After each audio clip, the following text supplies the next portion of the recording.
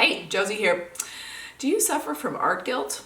I was talking to a friend the other day and she was saying that when she's in the studio making her art, it feels so good that she starts to feel guilty. Like she should be doing something else, like more constructive or productive or, I don't know, family-oriented, house-oriented, basically something other than what's making her soul sing.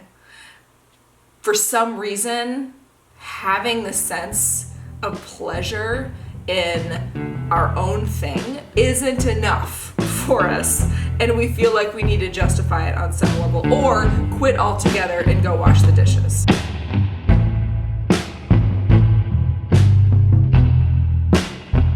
The way I experience art guilt, there's two primary ways. One is just because I love it, and then I feel guilty because I love it. And it's like, do I love art more than my kid? Sometimes. I mean, not where it matters, but sometimes I'd rather spend time with my art than with my kid. I'm sorry. And also, more often than not, I'd rather spend time with my art than clean my house, do a budget, do yard work, I don't know, all the other things that are constantly piling up that we always have to do.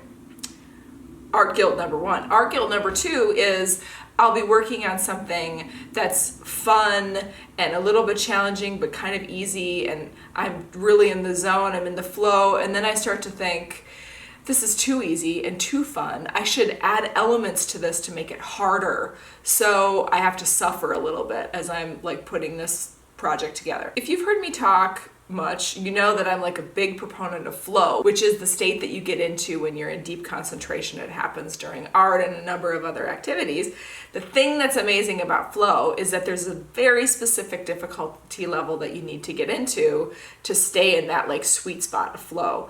If it's 0%, it's not enough difficulty and you're bored. And then, if it's 100% or 90%, it's too much difficulty and you just get frustrated because it's too hard.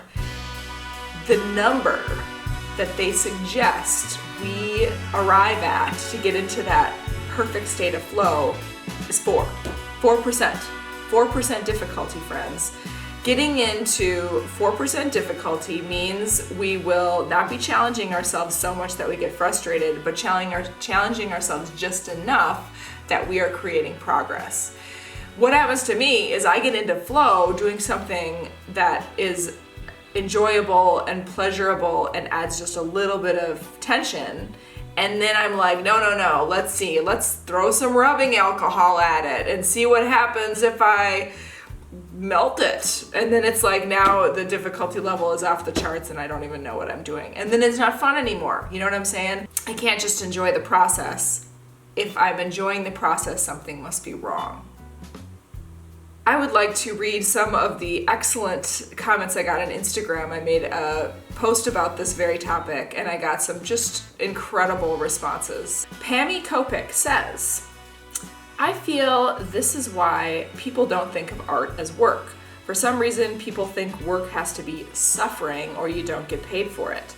Why though? Shouldn't it be the goal to make money doing something that gives you energy instead of taking it away? Camera Girl 1978 says, this is the confirmation I needed. I was working on a silly but important project for work. I was putting my coworkers' faces on old random album covers. Somehow I felt guilty doing the project because I was having so much fun. I found a way to make it part of my job, and my boss was happy, but I was trying to hide my work at my desk because I figured if someone saw me smiling with an X-Acto knife, it meant I was goofing off. Well, smiling while holding an X-Acto knife is a bit strange, but you know what I mean. Sarah Riley Art says, yes, I've recently started pursuing art full-time and I'm struggling so hard with imposter syndrome and feeling so guilty and unworthy of pursuing this thing that makes me so happy. Seeing artists like you pursuing joy and pleasure through art definitely helps. Trish Cox says, I blame Van Gogh for setting the bar on artistic suffering so freaking high. Indeed. Thanks a lot for your comments. I love them. You can check out more comments on my Instagram feed, and of course I'd also love to hear what you have to say here. Do you have art guilt? Type 1, type 2, some other type I haven't even thought of yet? And if so, what do you do? How do you handle it? Do you have a solution for it? I don't know that I particularly have a solution. I still struggle with it on various levels, but I think awareness is half the battle. So being like, you know what I'm experiencing right now is art guilt, I'm overcomplicating this, or I'm procrastinating my pleasure by doing the dishes, and what I should be doing is like getting myself knee deep in paint right now and not cleaning up the house. Sometimes we gotta make these hard choices, guys. We gotta make the hard choices.